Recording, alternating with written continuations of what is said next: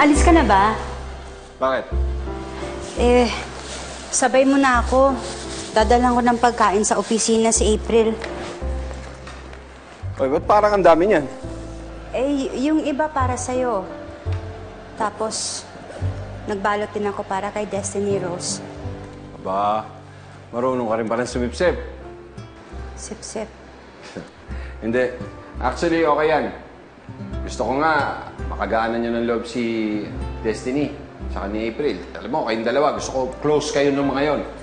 Siguro parang ang ganda maging anak ni Destiny, no? Maganda at masarap talaga.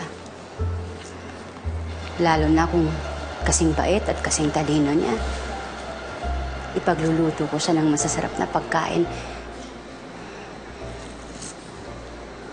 Pagsisilbihan ko ang anak ko. Gusto ko siyang makita araw-araw. Katulad ngayon, dadala ko ng pagkain. Kung pwede nga lang, subuan ko siya. Okay ka naman.